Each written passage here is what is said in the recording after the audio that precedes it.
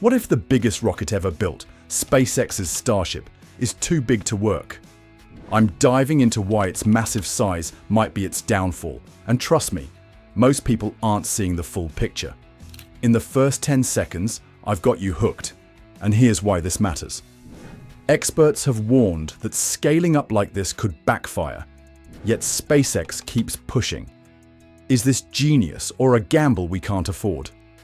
Today, we'll unpack the engineering chaos, the testing flops, and the question no one's asking.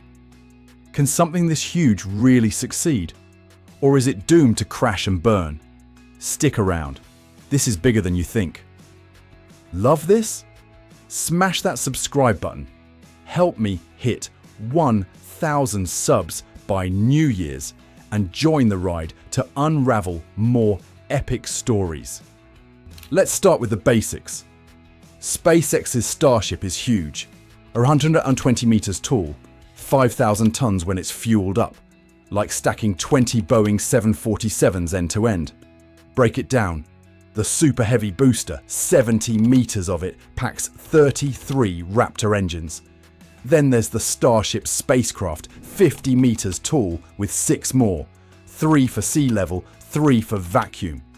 Together, they're built to lift 150 tons to orbit, outmuscling the Saturn V, NASA's old moon rocket, by a mile.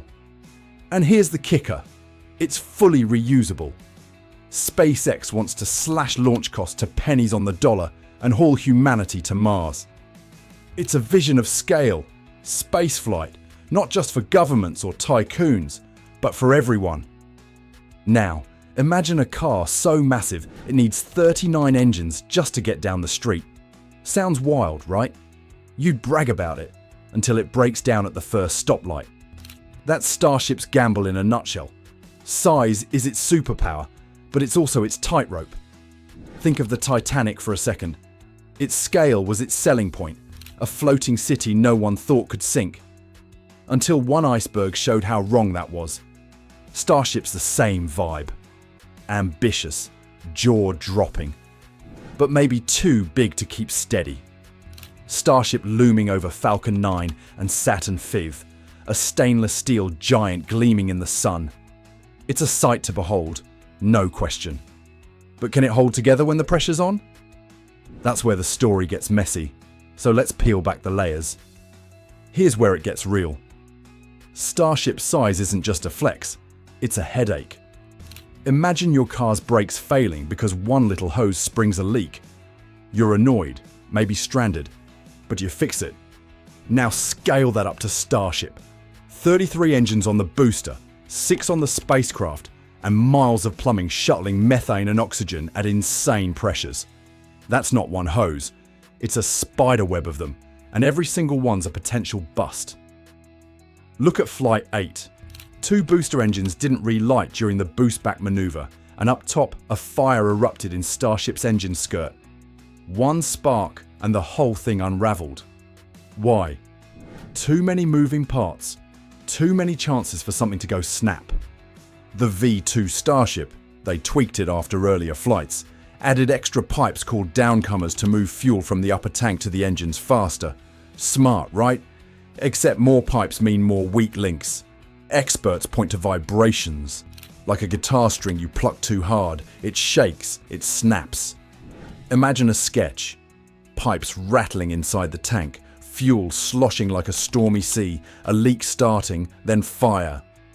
That's what might have happened on Flight 8. Compare it to Falcon 9.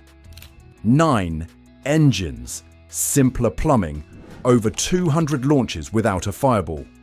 Starship's scale turns small hiccups into avalanches, propellant sloshes, stresses spike, and one failure drags everything down. It's not just bad luck, it's physics fighting back. Some folks say this is the cost of pushing boundaries. Innovation demands risk, and SpaceX has always played bold. Others argue it's irresponsible. Why build something this complex when simpler works?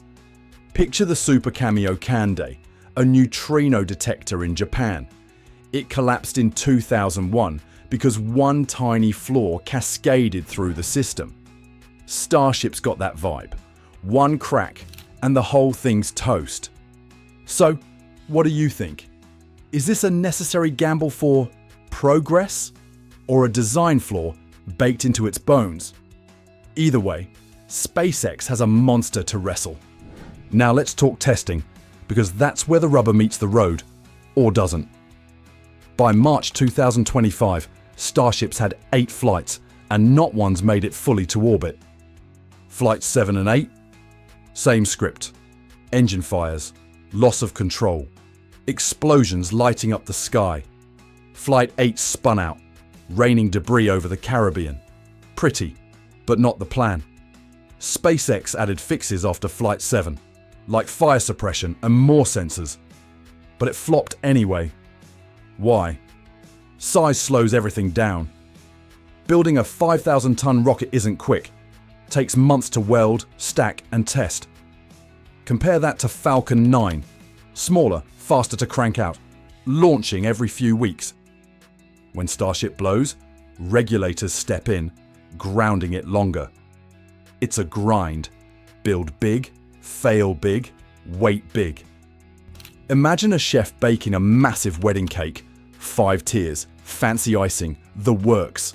One layer burns, and you're back to mixing batter from scratch. Meanwhile, the guy making cupcakes is selling out daily. That's Starship versus smaller rockets. Picture a timeline. Falcon 9 hit orbit in a few years. Starship's still stumbling a decade in. Sure, they've nailed booster catches.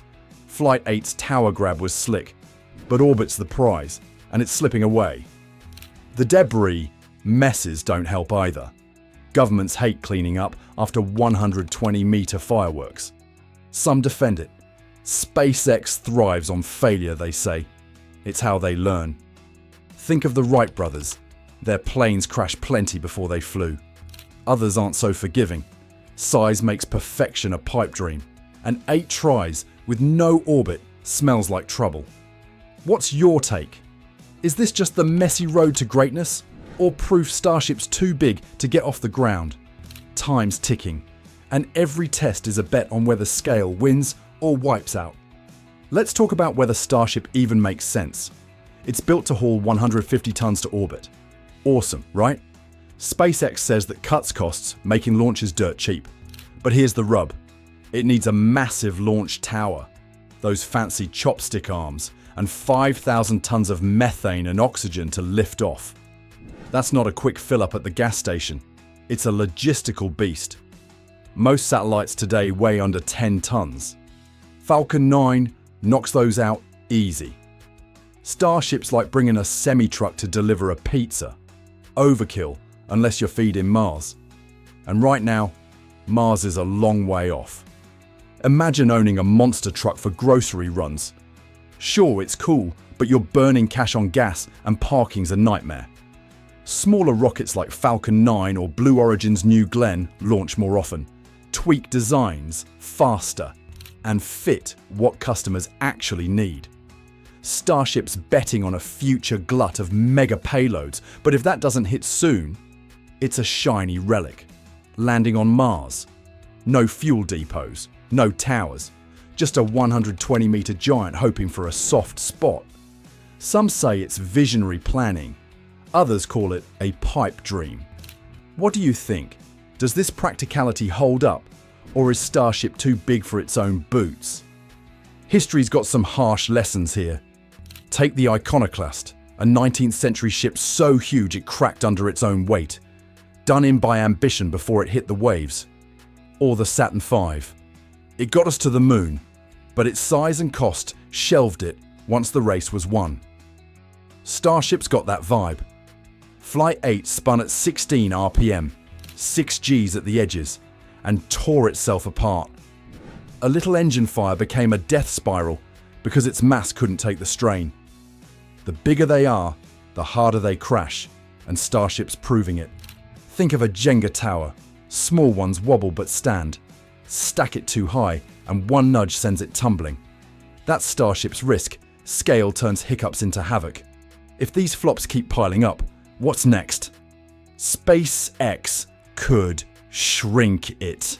But That's admitting defeat. NASA's watching. Investors too. If orbit stays a mirage, the money might dry up. Some say it's just physics punishing size. Others think it's fixable with grit. Picture Flight 8's debris raining down.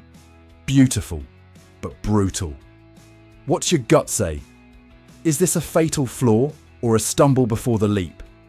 Okay, let's flip the script. SpaceX says size isn't the problem, it's the goal. Mars won't happen with baby steps. You need a monster like Starship to haul 150 tons. Think habitats, not just satellites. Elon Musk's obsessed with making us multi-planetary, and this is his bulldozer. Failures. They're the plan. Test, break, fix. Flight 8 caught the booster with those chopsticks. Proof they're inching closer. It's messy, sure, but it's how they roll. Picture the Wright brothers. Their first planes nosedived, but each crash taught them lift. SpaceX bets big because the payoff's massive.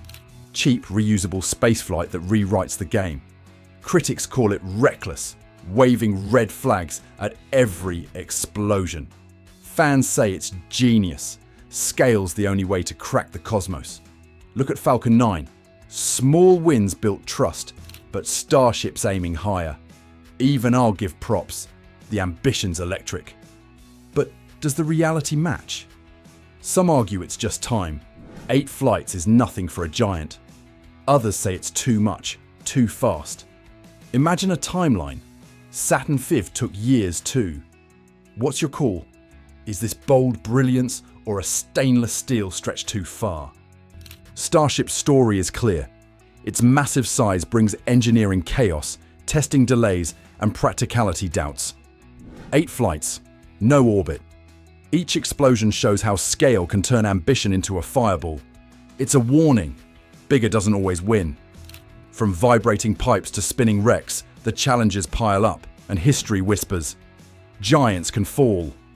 Yet SpaceX bets on bold, not safe, aiming for Mars over mediocrity. So, is Starship too big to succeed or too bold to fail? Here's the kicker. It's up to us to decide. What would you do? Scale it down or double down? This isn't just about rockets. It's about how far we push before breaking. Let me know in the comments. Are these risks worth it? Or is Starship a stainless steel dream crashing down? Hit that like button if you're hooked and subscribe. We'll see what SpaceX does next. For now, one thought lingers. Size matters, but maybe not how we think.